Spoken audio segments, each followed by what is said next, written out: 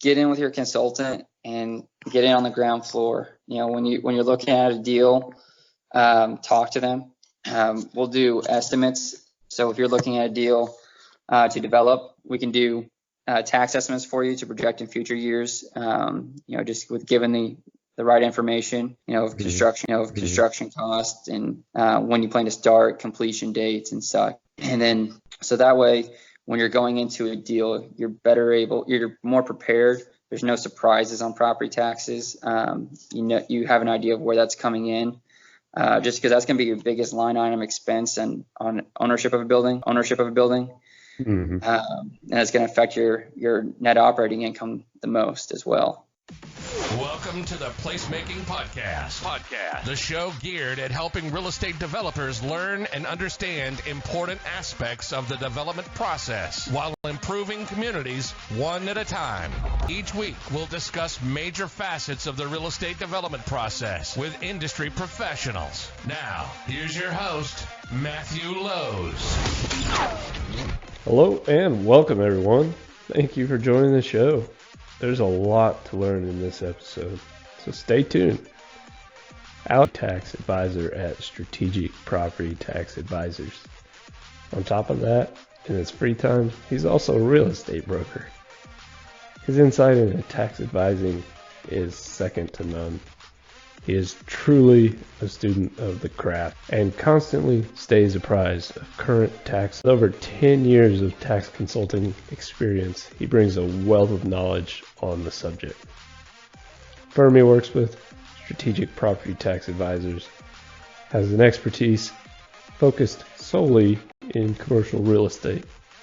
Strategic has a thorough understanding of commercial real estate component of your team regarding property tax appeals, procedures, valuation, and even litigation support. In this episode, we're going to discuss the type of taxes a ground-up real estate developer might expect, what are some ways that developer burden, and what is so great about depreciation, and how can it be included in your overall tax strategy. So, as always, if you enjoyed the show, please subscribe to the show and share with your friends. There will be more exciting conversations on the... Let's start the show. Hey Alex, welcome to the show. I gave you a little introduction before you got on the call, but why don't you go ahead and give us a little bit about your experience and background? Right out of school, I actually went and started working at America Honda Finance Corporation. Realized I hated it.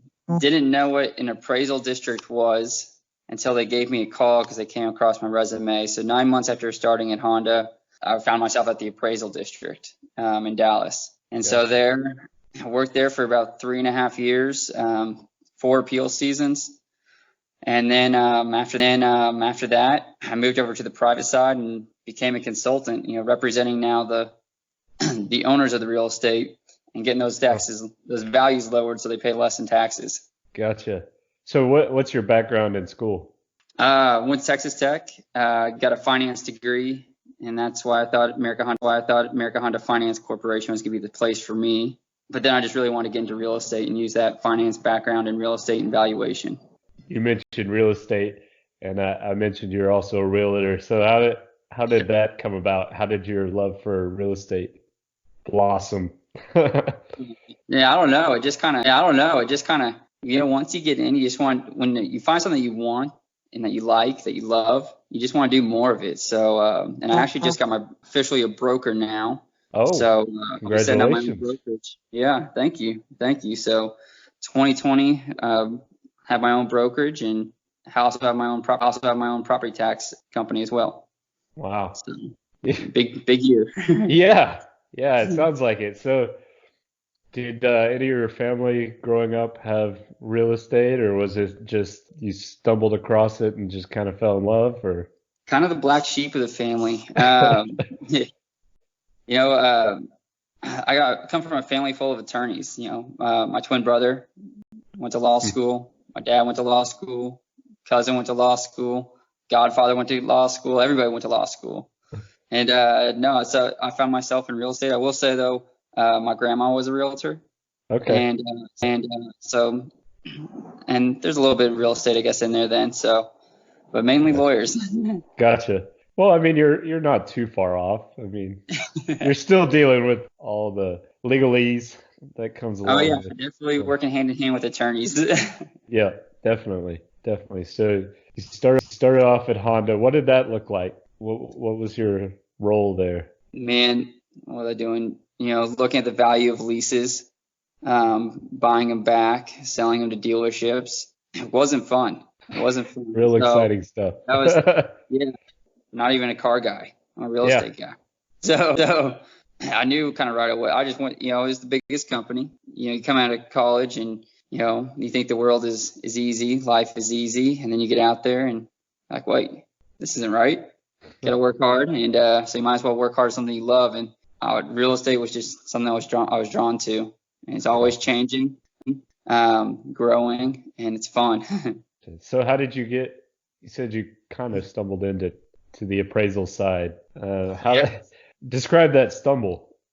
I don't even know how it happened. I gave my resume out to a guy that was a mortgage broker, and but I had just gotten married out of school, couldn't take a full commission job. I needed some stability, and so the appraisal district actually came across my resume and called me up, and so Okay. I said, okay, yeah, I'll come in for an interview. Quickly Google Dallas Central Appraisal District. What is this? Old Went in for the DCAD. yeah. I went in for the interview, and the last thing that was said to me when I left is, if you join us, you'll learn about a lot about every sector of real estate, every property type of real estate. Hmm. And said that's what I want to do. And then a month went by without me hearing from them, and I thought, well, didn't get that job. And then Yeah. sure enough, they called back, said, hey, when can you start? And I was like, when do you need me? He said, right now. It's like, oh, finish up with a project at the end of the week, and we'll do that. Well, that's So cool. That's like you said, you got your feet wet in every type of real estate class yes, imaginable there. So you get there's a good exposed. foundation. Exactly. So kind of transitioning here, you work with property taxes right now in Texas. What type of taxes would a typical ground up developer, real estate developer have to worry about other than, property tax are big for buy and hold, but Yeah, really, it's the property taxes, and okay. it starts right when right when you purchase the land, Hmm. because there's going to be a deed transfer, and depending on what state you're in, Texas is a non-disclosure state, so they're not going to know what you paid for it. Other states they will, and so there's going to be a reassessment on that property. So Two it's going thousand to be dollars likely isn't a more. good number, or Yeah. $2. Exactly. So, as soon as you purchase that property, it's going to get reassessed, and that's why you're probably going to start seeing the increase in property taxes for your holding costs, unless of course, unless if you bought ag land, you're going to keep it in ag. They will reassess it. So when you do break ground on it, the rollbacks will be more after that reassessment. Luckily in Texas, those laws just changed. So now it used to be 7% interest going back 5 years. Okay. Okay. Now it's down to 5% interest going back 3 years. So Developers will that's pay a if you little bit. were, I guess let's rewind just a little Oh bit yeah. for those that don't understand ag title for projects or for land. What does that essentially mean? So when you have land in ag exemption, Hmm. basically you pay close to nothing in taxes because it's being used for agricultural use. And so if they were going to tax you at the normal tax rate, no land would make sense having it to be ag land. So you pay next to nothing in taxes as long as there's cows, hay on there. You can even get away with a beehive. So, but Huh. you have to keep it active as ag. And so once you change the use of that land, though, so say a developer buys a piece of land that's in agricultural land. They're going to put up apartments. They buy the land. They'll keep the hay bales out there, keep farming it until they're ready to break ground. And so what happens once they break ground, they'll get the use of the land is going to change with the assessor. And what they'll do then is they'll let the tax office know, and they're going to send out a tax bill where you got to pay 5% interest for each year, and then for 3 years back, and pay those property taxes from the difference from that ag exemption to market value. And so it can get up there. And so, but one thing, so they'll just want to be conscious of that. When they purchase the land, make sure they still keep it as low as possible, even though the taxes aren't that much. Then it will go up once you roll it back. So is that, you mentioned break ground.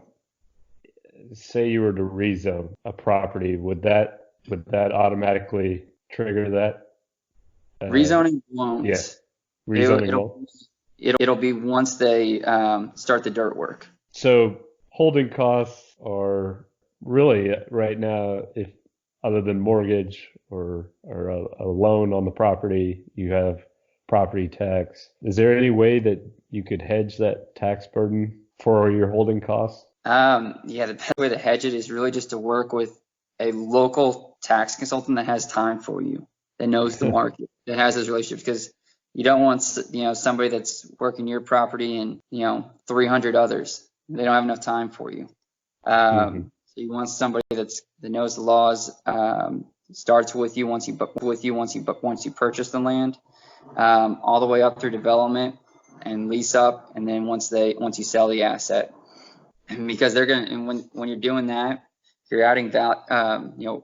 Tax consultant's job is to add value to your project. So we want to save you money, pay the least amount of taxes legally possible. And so to hedge that, you need a consultant that has that time, because quite frankly, it's a seasonal deal. So it comes around once a year. So it makes more sense to hire someone that specializes in that than to take your time and to learn all the laws and the processes just to do it one time a year. So to hedge it, hire a consultant, because if they can save you $100,000 when it comes time, when you got that thing leased up, you're paying $100,000 than what you could be paying in property taxes. You cap that. Say for new construction, 5%, $100,000.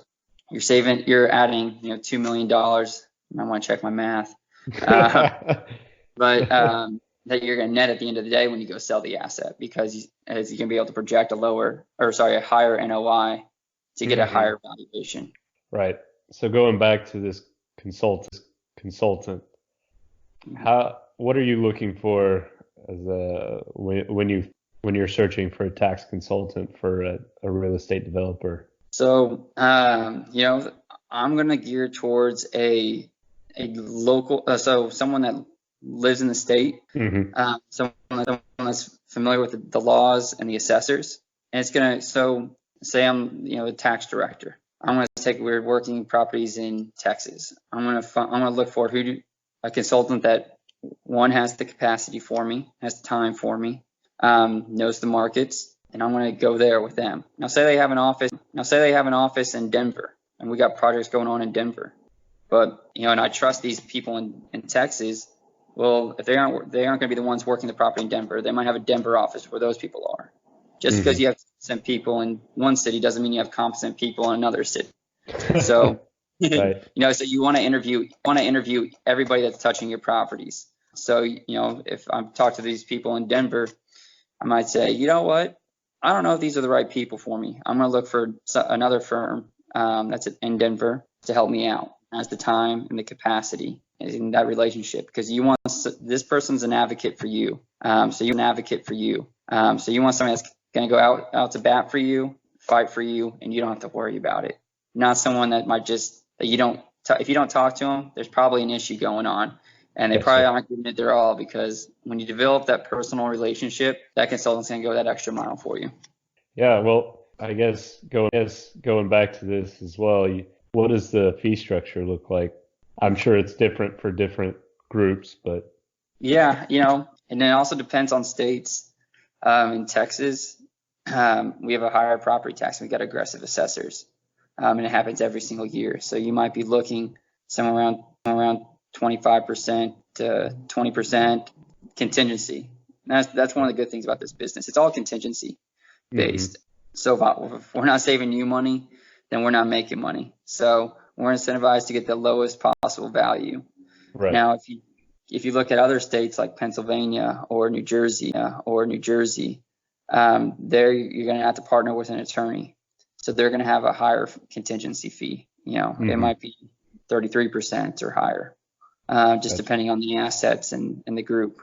And so, there's groups that will do there for cheap too. I would just advise, to kind of be wary of that, because we all want to make around the same amount of money. So if the goal is $1 million, somebody's working 200 properties, somebody's working 100 properties, somebody would do it for 10,000, someone would do it for 5,000. Well, the person that's working it for 10,000, they might be more expensive, but they have more time to go get a second, third, fourth bite at the apple to get as low as possible that the person that's working 200 properties wouldn't. So, when you, and the NOI, might be a wash, might just be a little bit more. But when you go to sell that asset, and you can have a higher NOI because you had lower property taxes, you get that higher return, higher IRR. And so that'll help you raise money for your next fund, your next project. Gotcha. So let's get back into what, and you've touched on this already, but what you would do as a tax consultant for these real estate groups. So essentially, your goal is to fight the assessment. Is there? I know there's more to it, but. So basically, we're in Texas, so Texas as the example. In Texas, the assessors are going to, for each county, are going to take a look at your property on January 1, and they're going to say, okay, what is this property worth on January 1? Now, that means as is January 1. If your house burns down technically on January 2, well, guess what? You're getting assessed as of January 1 when your house was there. Now it was burned down. So, good to know. So burn your house before right? Not after the first. Right. And so then they're going to send out a notice of appraisal on April 15th. And you're going to get a notice if your property value increased. If it decreased or stayed the same, you won't get a notice. But let's be honest. They'll just assume that you're happy, especially when we're in a down market and they don't send out any notices, and they're just saying everybody's happy, all the values are flat, right? Yeah. Right. Yeah. But and then we have till May 15th to appeal the property. And so, May 15th to appeal. It used to be May 31st. They moved it up 2 weeks. So once we file the appeal, they'll send us a notice of our hearing date. So it's called the Appraisal Review Board, the ARB, and it's 3 to 5 to 7 people, just depending on the county. In the bigger counties, it's generally going to be 3 people that are generally retired, have a background in real estate. Some don't have a background in real estate. Just depends on who they can get. Right. Here. So it's kind of a crapshoot. So say you file the appeal May 15th, and you get your hearing date, and it's June 30th. You have until May 15th till June 30th to either 1, work it out with the assessor, or 2, go to the board hearing. So we generally try to work out most with the assessor because they're doing mass appraisal. There's not enough. The appraisal district, they can't go out and assess every property, do a full appraisal on them. Right. So they're gonna pick an area. They have their submarkets, and they're gonna say, okay, for office buildings, we're gonna do $20 triple net rents, and for B class properties. And they're just going to kind of blanket this model. They're going to say, we're going to do an expense ratio between X and Y and this cap rate. And they're just going to apply that model to all of them. So you're going to end up with a bell curve. So there's going to be some that are high. In our opinion, all of them are going to be high. And, of course. But technically they will have some that are lower and some that are probably just on if they do their mass appraisal correctly. Right. And so our job is to get it as low as possible and make sure that they're being treated. Each buildings in that submarket are being treated equally. So no one has a competitive advantage. So then say we don't work it out. We go to the appraisal review board and we get our valuation. They rule a value, and we'll get a notice from them saying, hey, this is your value. And then you have the option to basically go to arbitration, or you can litigate. And so if you disagree with their ruling, I always recommend to litigate just because you have more control it's a little bit more expensive, but you have that control.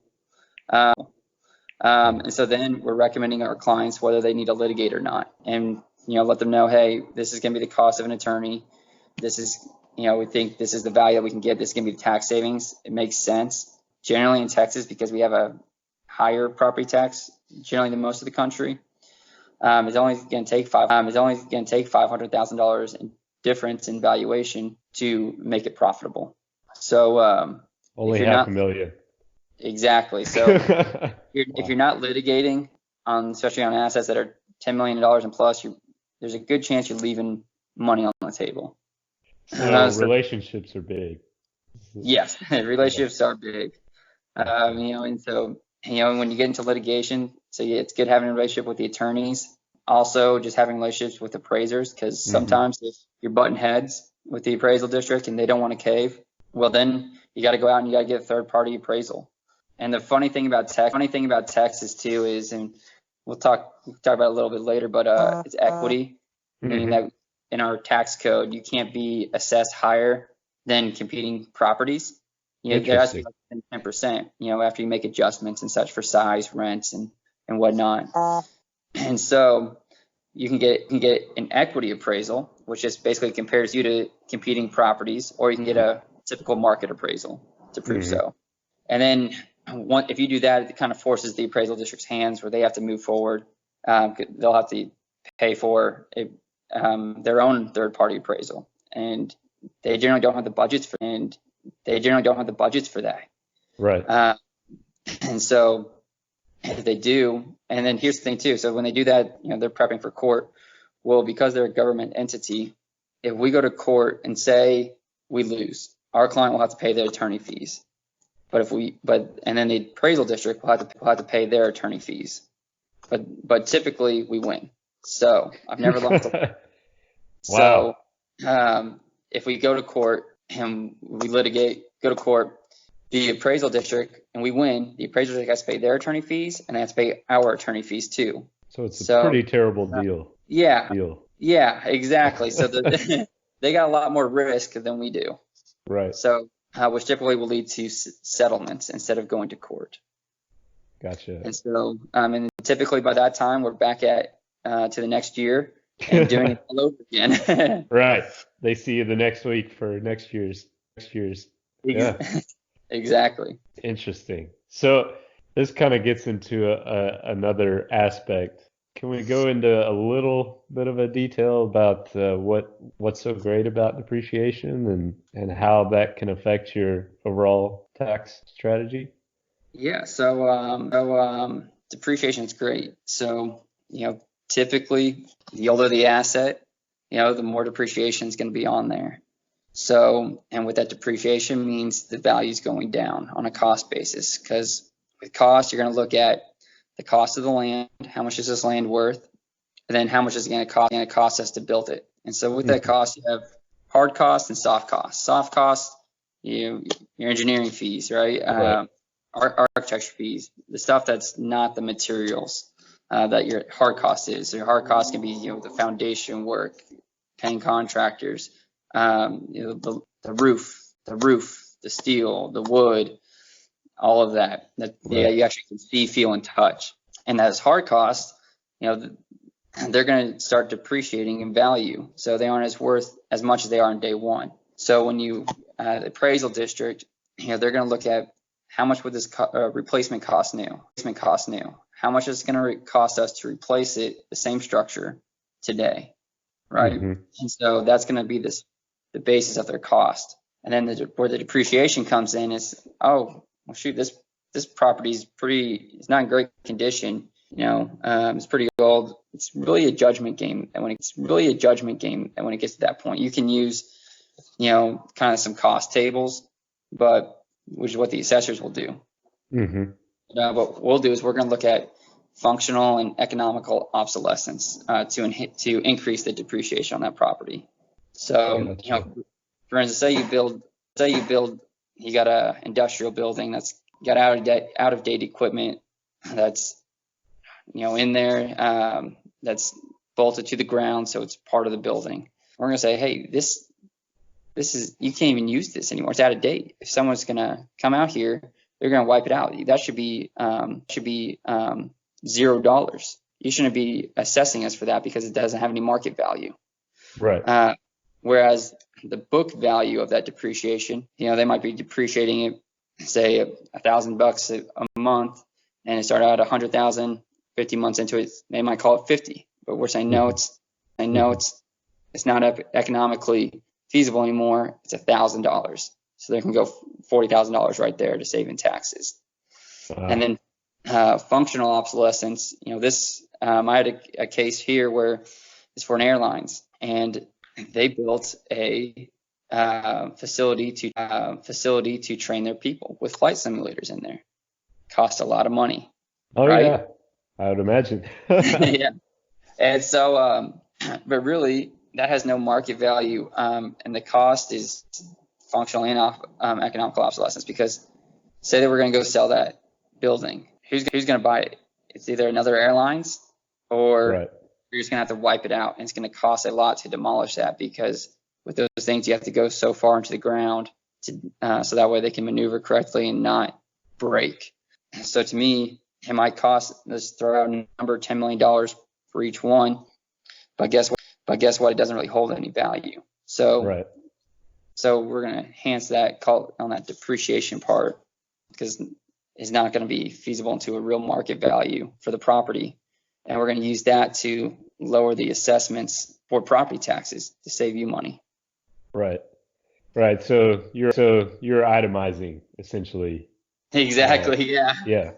So instead of, like you were saying, the blanket assessment of the building as a whole, which is what the appraisal district does, you guys are itemizing each part of the building in its separate to help get a higher value of depreciation. Right? Higher value of depreciation, you get a lower overall assessment, because the other appraisal district, it's mass modeling. Mm-hmm. So when you can go in there and just zero in on a property and pick it apart, we go look at a property. I don't want a proud property owner. I want you to tell me, hey, I see a crack over there. What's up with that crack? You got foundation issues? I want to hear the bad stuff. Yeah. And we go back to our discussion about picking a tax consultant. You obviously don't want someone that is too lazy to itemize when it can end up costing you quite a bit of money. So I guess, is that a prerequisite for most consultants? Do they typically itemize for depreciation, or is that depending on the asset? Okay. If it's an income producing asset, they're not going to. Generally, Okay. we're going to look at more market valuations, and then, but if it is a property that's generally valued on cost, I'll say, for an example, like a auto shop, right? And so those are going to be typically valued on cost. So you want a consultant that has a time for you, right? So within that is going out and doing a property inspection. Property tax consultants should be able to go out and see every property that they manage for their owners. So that way, when they talk to the assessor, they can nitpick and show that they've been there, they know the property inside and out, and can help support that lower valuation by proving that they're the expert when you go in front of an appraisal review board. Right. And that goes back to having someone local. Exactly. Gotcha. Yeah. Gotcha. Yeah. Gotcha. So how do you keep track of all the legislation? It seems like something new comes out every week. I see stuff online all the time about certain bills being passed. How do you keep track of that? And I know it's important for you and your job. So it's very important. Being a part of local organizations, staying active.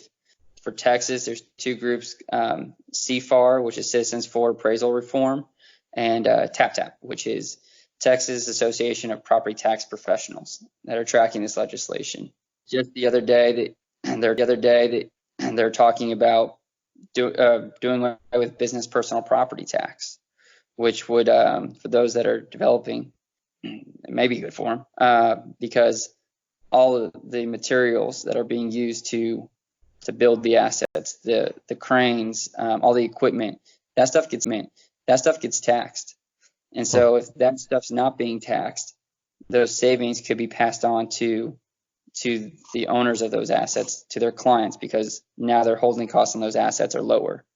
Interesting. So, but that would mean the real estate tax would see an increase, which would not be good for some of these owners. They probably would rather pay a little bit higher in those costs than the real estate tax. Depends on the strategy, yeah. Depends on the strategy. Yeah, exactly. And so, it's keeping up. Like in California, there's a split roll initiative. So basically, California has some of the worst laws for property tax, depending on your view. Right. For economic development, they're pretty poor. If you're a real estate owner, they're pretty great because it's capped at they're capped, so they can only increase so much for commercial properties. You know that your assets only going up 2% each year max. 2% or 0 or lower if the economy's in a downturn. But in the past decade, if you've held for that whole time, it's only been able to go up 2% a year. So you have a tremendous compared to Texas. Texas where there's no limit. And so if they do the split roll, then typically right now, let me backtrack on that. So typically right now with California, once you purchase an asset, it's a disclosure state. They're going to assess you at market value. So they're going to typically what you paid for it, or if you have a good consultant, they'll get it for lower than that. And then once it's there, it's only going up 2% until you sell it. And when you sell it to the next person, they're going to, when they're underwriting it, they're going to look at, okay, we're going to purchase it for this, so we're probably going to pay this much in taxes, and then taxes only increase, say, 2% a year. Yeah. But now, if that split roll initiative, which is going to get voted on November 2020 in California, if that goes through, now when, say, you develop an asset, you lease it up, it's fully occupied, and you go to sell it, now those people that are underwriting that deal, it's probably going to take a little bit of a hit because they're going to be underwriting for more property taxes in future years. So when they're doing their discounted cash flow on it, they're going to have higher expenses in future years. Assuming it's an up economy, is going to lead to a slightly lower all valuation of the property. Gotcha. Yeah, that's pretty amazing that they're able to project that out at 2% each year, 2% max each year. That would help out quite a bit. But and then in Texas, where it's very difficult to underwrite it because there is no cap. It depends on how the assessor's feeling, each year. Right. But one thing that we do have that I was a part of in helping is now in Texas, there's a cap on how much an entity, so like a school district, a city, a county, can increase their revenue each year. Typically, without a vote to going higher than that. So without voter approval. So right now, it used to be 7%. So their budget can increase 7% year over year for the tax rate to go up 7%, I should say. Now, a ISD can only increase their revenue year over year by 2.5%, excluding new construction. And then a city and county revenue can only go up 3.5% each year. The good news with that is, so now theoretically, as values have gone up over this past cycle, the entities can just sit there and say, oh, well, we're keeping our tax rates flat, and so we're not increasing your taxes. When in actuality, they are, because the tax assessment, the tax roll, which is the assessed values, is set before the entities say what their tax rate is. So they'll look at the tax roll and they'll say, okay, we have this much in property value. This is going to be our tax rate, and this is going to be our revenue. And so they kind of back into what they need. Yeah. So when they see a tax roll say it goes up 10%, and they keep their tax rate flat, they say, oh, we didn't change anything, but now they have 10% more revenue than they did last year. Right. Right. So now with that cap on there, exactly. So now with that cap on there, it's going to force them as values go up, the rates will have to come down, and Gotcha. then as values go down, they can increase Rates their will rate. go up. So they'll have an inverse relationship. Right. So is there any certain state or states that are certain role models for taxing? Does Texas follow the other states' kind of tax laws? Are they Fortunately, no. okay? Yeah. So Texas, or for a state, there's really three main drivers of revenue, and that's an income tax, Mm-hmm. sales tax, and property tax. Mm-hmm. Texas doesn't have an income tax, and they just voted to increase the threshold where you need 2/3 to vote for an income tax, where previously it was 50%. So an income tax is not looking likely. So property tax is here to stay. So there's been some states, Arizona was most recent to put a cap on on real estate values. So you'll have an assessed value, the capped value, which is the taxable value as well. So, and it's capped at 5% a year. So say you buy an asset for $1 million, and then the appraisal district assesses it for $1 million because it's a disclosure state in Arizona. So then, say 2 years later, they revalue the property, and say you've done some work on it, you got a new tenant in there, and they're paying more. Yeah. So now the property's worth, say $1.3 million. Well, it was $1 million, so now they can only go up 5%. So now you're only at $1.05 million. So there's a delta between that they're losing out on tax revenue. Right. And that revenue is going to have to come from either higher income tax or higher sales tax. So either way, you're paying the taxes. It's just a matter of where they're going to get it. Yeah. Unfortunately. Yeah. But if you have a good tax consultant, you should be paying less, right? Exactly. Yeah. So I guess what is your advice for someone looking to get into development, at least from a tax standpoint? Obviously, you want to get plugged in with a consultant that can help you out. Is there any other advice you'd give somebody? Yeah, just get in with your consultant and get in on the ground floor. When you're looking at a deal, talk to them. We'll do estimates. So if you're looking at a deal to develop, we can do tax estimates for you to project in future years. Just with given the right information, of construction costs and when you plan to start, completion dates and such. And then so that way, when you're going into a deal, you're more prepared. There's no surprises on property taxes. You have an idea of where that's coming in. Just because that's going to be your biggest line item expense and on ownership of a building. Mm-hmm. And it's going to affect your net operating income the most as well. So find a consultant that you know and that you trust and has the time for you, and make them involved, work them. All right. Well, what's your goal now? Yeah, you've got your real estate brokerage, or you're about to, right? Mm-hmm. And you've got you're working as an independent property tax to be consultant. an independent consultant. So Yes. what's your overall goal with these two? The brokerage, I kind of just see it as a hobby. I just Okay. love real estate. So in my free time, that's what I want to do. It's something I do to help friends and family. I don't really work on the brokerage side outside of people that I don't already know. On the weekends, I like going looking at houses. Like, and if I have a friend or family member that's looking into purchasing or selling their home, I want to help them do that. I want to help them succeed. I want to help them move on to say another house with a bigger family. Yeah. Or buying their first condo. I want to help them with that. I want them to invest and do well on them. And then with the real estate, I just want to work with. I just want to continue to grow, develop those relationships with my clients, and work on fun, interesting projects. I like working with the institutional investors.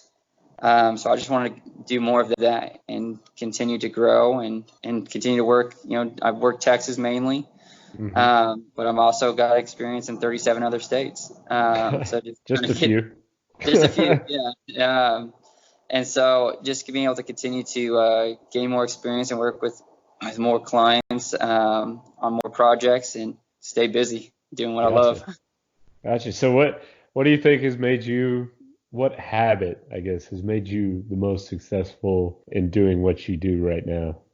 My wife would probably say it's because I have an authority, or I don't know what the right word is for it, but when someone tells me I can't do something, or they tell me no, I like to dig in. Complex. Yeah. Yeah. So, if you tell me, Alex, you can't do that, I want to find a way to do it. And Right. so with those assessments, you go down to the assessor's office to say no, and then it's like, all right, game on. And Yeah. Yeah. so let's go, and let's figure out a way where I win. And so I think just that competitive nature and not taking no for an answer and the negotiations is what's helped me succeed. Gotcha. Gotcha. Well, I appreciate your time, man. It's been fun.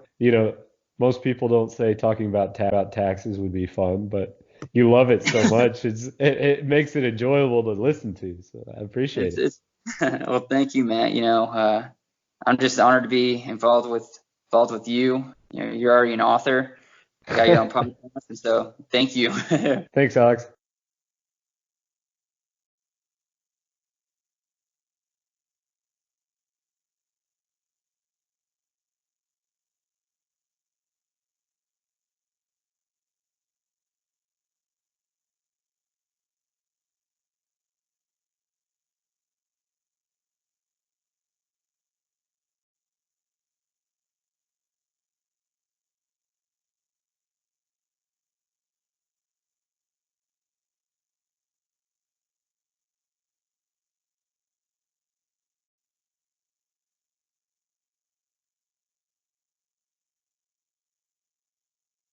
There's a lot to learn in this episode, so stay tuned. Alex Pace is a very good friend of mine and property tax advisor at Strategic Property Tax Advisors. On top of that, in his free time, he's also a real estate broker. His insight into tax advising is he is truly a student of the craft and constantly stays apprised of current tax laws and legislation. With over 10 years of tax consulting experience, he brings a wealth of knowledge on the subject. The firm he works with, Property Tax Advisors, has an expertise focused solely in commercial real estate. Strategic has a thorough understanding of commercial real estate complexities and will work as an integral part of your team regarding property tax appeals, procedures, value, and even litigation support. In this episode, we're going to discuss the type of taxes a ground-up real estate developer might expect. What are some ways that developers could help to hedge their real estate tax burden? And what is so great about depreciation, and how can it be included in your overall tax strategy? So, as always, if you enjoyed the show, please subscribe to the show and share with your friends. There will be more exciting conversations on the shows to come. So without further ado, let's start the show.